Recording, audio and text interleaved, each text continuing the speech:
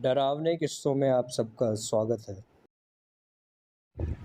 आज की कहानी हमें निखिल ने भेजी है, जो अपने दो दोस्त शुभम और रोहित के साथ पुणे में रहते हैं। जब ये तीनों दोस्त अपना 12th कंप्लीट नागपुर से करते हैं, तो ये डिसाइड करते हैं कि अब ना हम आगे की पढ़ाई पुणे से करेंगे और ये पुणे के एक अच्छे से कॉलेज में एडमिशन भी ले लेते हैं। तो क्या होता है ना कि अभी कॉलेज खुलने में ना 1 हफ्ता होता है, तो ये तीनों डिसाइड करते हैं कि ना पुणे के लिए निकल जाएंगे और पुणे जाकर फ्लैट, रूम या पीजी सर्च करेंगे। और निखिल की जो बुआ जी होती है ना, वो भी पुणे में ही रह रही होती हैं। तो ये तीनों निखिल की बुआ जी के घर पे ही जाते हैं। अब ये तीनों दोस्त ना रूम वगैरह ढूँढना स्टार्ट कर देते हैं। कभी ऑनलाइन चेक करते हैं, कभी ऑफ़लाइन चेक करते हैं। पर मेन प्रॉब्लम ये होती है कि इन्हें ना अपने कॉलेज के आस-पास ही रूम चाहिए होता है। तो ये हर जगह सर्च करते हैं, कभी ऑनलाइन, कभी ऑफ़लाइन, कभी किसी वेबसाइट में देखना, पर इन्हें रूम कहीं मिलता ही नहीं है।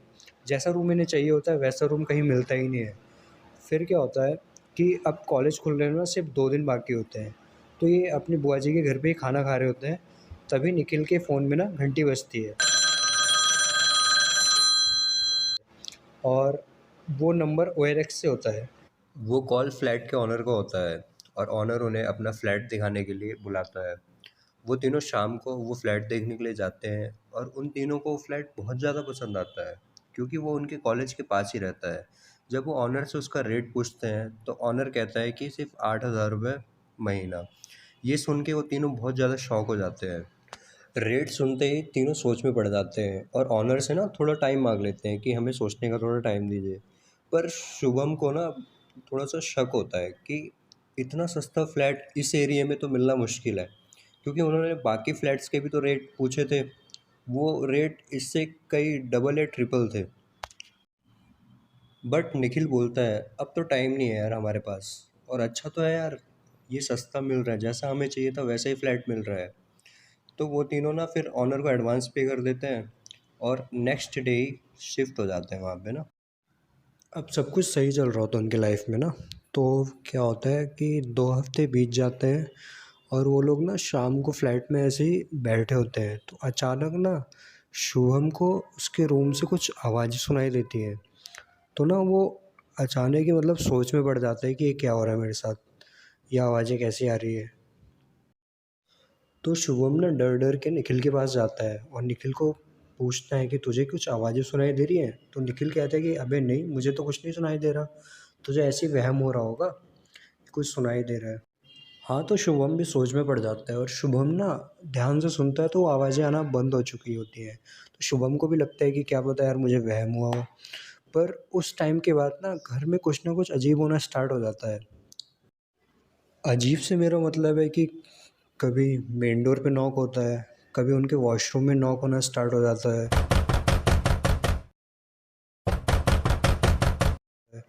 या कभी-कभी टेबल अपने आप ही यहाँ से वहाँ हिल जाती है थोड़ी बहुत। तो ये ना चीज़ें देख के उन्हें बड़ा अजीब-सा लगने लग जाता है शुभम को। बट पता नहीं क्यों अब तीनों को ना ये सब नॉर्मल लगने लग जाता है कि हाँ, ये सब इस घर में होता ही है और ये वो ना नॉर्मली लेने लगते हैं ये सब चीज़ों को।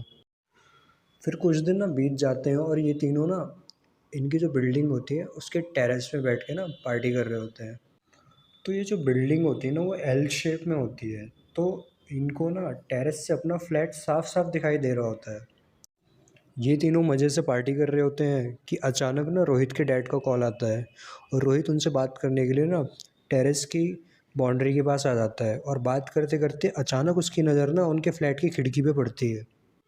वो देखता है कि कोई ना उनके रूम पे घूम रहा है, तो इसे लगता है ये दोनों इतनी जल्दी नीचे चले गए, पर जैसे ही ये पीछे मुड़ के देखता है तो वो दोनों तो वहीं बैठे होते हैं।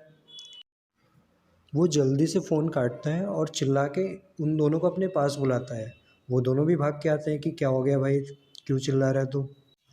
फिर रोहित डरते-डरते फ्लैट की तरफ इशारा करता है कि वहाँ देखो, वो कौन है हमारे फ्लैट पे। तो वो दोनों भी देखते हैं और उन दोनों को भी यकीन नहीं होता कि उनके फ्लैट में कोई चल रहा है। वो दोनों भी ना जब ये देखते हैं तो डर जाते हैं और फिर वो तीनों ना डिसाइड करते हैं कि हम नीचे जाएँगे और देखते हैं कि कौन है फ्लैट में। वो तीनों डरते-डरते फ्लैट के पास पहुँचते हैं और देखते हैं कि फ्लैट का लॉक तो लगा हुआ है और जो उन्होंने एक्सटर्नल लॉक भी लगाया होता है वो भी लगा होता है, तो फ्लैट के अंदर गया कौन होगा? वो तीनों बहुत ही ज़्यादा डर से जाते हैं कि पता नहीं कौन गया होगा और कैसे गया होगा फ्लैट के अंदर। शुभम फ्लैट का लॉक खोलता है और जैसे ही वो तीनों अंदर जाते हैं तो उन्हें सब नॉर्मल लग रहा होता है। वो हर जगह जाके चेक करते हैं, हर रूम में जाके चेक करते हैं, पर वहाँ पे उन्हें कोई नहीं दिखता। वो तीनों आपस में बात करते हैं और उन्हें लगता है कि शायद ना ये हमारा वहम हुआ होगा। ये तीनों अंदर से अभी भी डरे हुए होते हैं, तो ये डिसाइड करते हैं कि आज ना हम एक ही रूम में सारे के सारे सो जाते हैं और सुबह अपने अपने रूम में चले जाएंगे। बट इन तीनों को ना नींद नहीं आ रही होती है। तो ऐसे ही करते करते रात के ना 2:30 बज जाते हैं और अचानक से ही ना डोर पे नॉक होता है।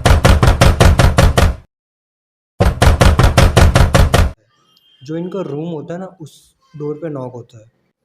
इन तीनों की फिर से फट के हाथ में आ जाती है कि अब ये क्या हुआ, ये कैसा नॉक होना स्टार्ट हो गया।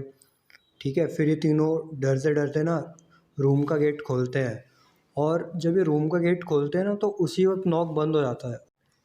वो तीनों रूम से निकल के हॉल में आ जाते हैं और यहाँ वहाँ देखने लगते हैं कि कौन नॉक कर रहा है गेट पर। अचानक ही ना इनके मेन डोर पे नॉक होना स्टार्ट हो जाता है। बट इस बार ना नॉक के साथ साथ ना गुर्राने की आवाज़ आने स्टार्ट हो जाती है कि कोई बहुत तेज तेज गुर्रा रहा हो।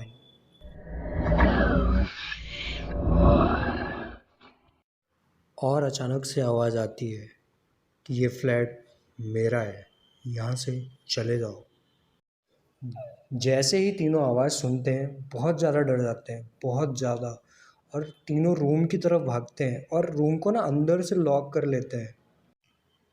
तीनों इतने ज़्यादा डर जाते हैं कि ये पूरी रात नहीं सो पाते। ये तीनों सिर्फ बेड पे बैठे रहते हैं।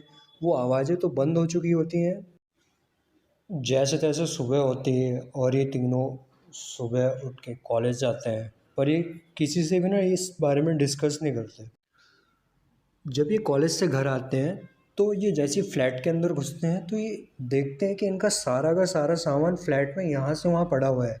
इनके कपड़े हो गए, जितनी भी चीज़ें हैं, किचन का सामान हो गया, वो यहाँ से वहाँ पड़ा हुआ है। ये देख के तीनों एकदम शॉक हो जाते हैं और बाहर की तरफ भागते हैं।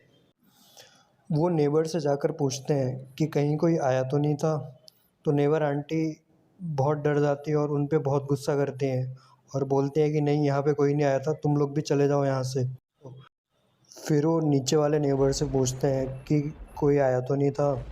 तो नीचे वाली आंटी भी उन पे बहुत गुस्सा करती हैं और कहती हैं कि तुम लोगों को उस फ्लैट के बारे में कुछ नहीं पता क्या। तो वो आंटी से बार बार पूछते हैं कि आंटी क्या आप हमें सारी डिटेल्स बता सकती हो। तो आंटी उन्हें बताती है कि वो फ्लैट 3 सालों से बंद है। आंटी ने बताया कि उन्हें पिछले 3 सालों से डेली कभी किसी के चलने की आवाज़ आती है, तो कभी बाथरूम में पानी गिरने की आवाज़ आती है, तो कभी कोई बेड यहाँ से वहाँ खिसका रहा होता है, तो कभी किचन से बर्तन गिरने की आवाज़ आती है। सब शॉक हो जाते हैं कि जब फ्लैट बंद था सालों से तो ये सब चीज़ें कैसे हो रही हैं। निखिल पूछता है तो आंटी हमसे पहले यहाँ कौन रहता था। तो आंटी उन्हें बताती है कि इस फ्लैट के जो ऑनर हैं वो और उनकी पूरी फैमिली रहती थी और ऑनर और उनकी वाइफ के बीच में हमेशा झगड़ा होता रहता था। और एक दिन पूरी सोसाइटी में खबर आती है कि फ्लैट नंबर 209 वाली औरत ने सुसाइड कर ली है। पूरी सोसाइटी को तो आज भी शक है कि वो सुसाइड नहीं, मर्डर था, जो कि उसके पति ने किया था। जिस औरत ने सुसाइड की थी उसकी रोने की आवाज़ आज भी सोसाइटी में काफ़ी लोगों को सुनाई देती है। पुलिस ने इन्वेस्टिगेशन भी की, बट उस चीज़ को उन्होंने सिर्फ सुसाइड का नाम देकर केस बंद कर दिया। बट रियलिटी कुछ और थी। अब उन लोगों को सारी चीज़ें समझ में आती है कि ये फ्लैट उन्हें इतने सस्ते में कैसे मिल गया। और फिर वो लोग ऑनर को कॉल करते हैं और ऑनर को सारी चीज़ें पूछते हैं। तो ऑनर मना करता है कि नहीं, ऐसा कुछ नहीं है, सोसाइटी वाले कुछ भी कहते हैं।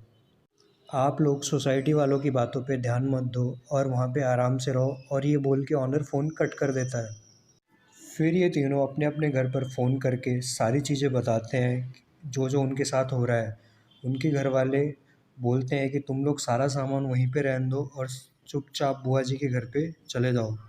फिर अगले दिन उन सब के फैमिली मेम्बर्स भी निखिल की बुआ जी के घर पर मिलते हैं और बुआ जी ने एक पंडित जी को बुलाया होता है जो कि उनके फैमिली पंडित ही होते हैं। सब लोग उस फ्लैट पे जाते हैं और जैसे ही पंडित जी वहाँ पहुँचते हैं, पंडित जी की तबीयत ख़राब होनी स्टार्ट हो जाती है। उन्हें फ़ील होता है कि जो भी इस फ्लैट में आत्मा है, वो बहुत ज़्यादा पावरफुल है। वो सभी को जल्दी से बाहर जाने के लिए कहते हैं और पूजा करनी स्टार्ट कर देते हैं। उनकी तबीयत बहुत ज़्यादा ख़राब होने लगती है, क्योंकि वो औरत सच में बहुत ज़्यादा पावरफुल थी।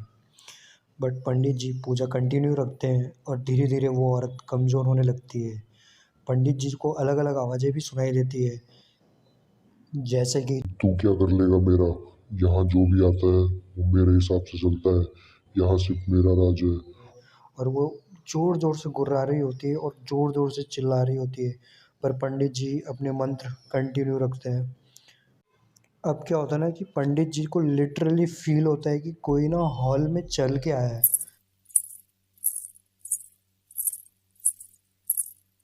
और उनके चारों तरफ ना घूम रहा है ऐसे। एक पल के लिए तो पंडित जी को भी डर लगना स्टार्ट हो जाता है, पर पंडित जी मंत्र कंटिन्यू रखते हैं। वो औरत बहुत तेज़ी से चिल्लाना स्टार्ट कर देती है, पर पंडित जी हार नहीं मानते और वो भी ज़ोर-ज़ोर से मंत्र पढ़ना स्टार्ट कर देते हैं।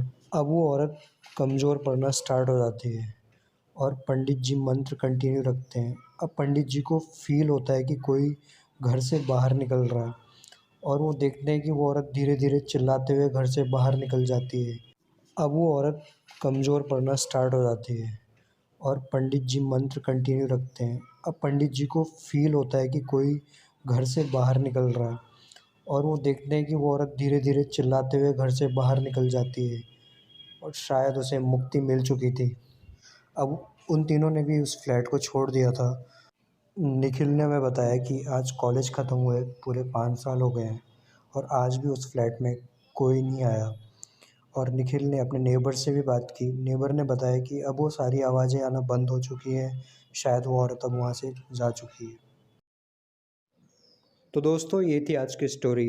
अगर आपको स्टोरी पसंद आई तो लाइक कीजिए और जो भी पार्ट आपको पसंद आया वो हमें कमेंट करके बताइए और चैनल को सब्सक्राइब कीजिए। और अगर आपके पास भी ऐसी इंटरेस्टिंग स्टोरीज़ है तो आप हमें इंस्टाग्राम पे डीएम कर सकते हैं। इंस्टाग्राम का लिंक आपको नीचे डिस्क्रिप्शन में मिल जाएगा।